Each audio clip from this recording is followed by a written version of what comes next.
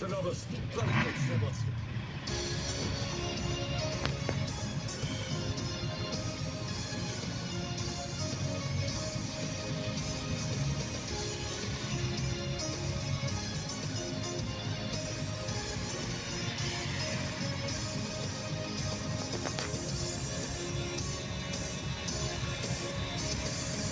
Marzenie ostalo u mome sjećanju.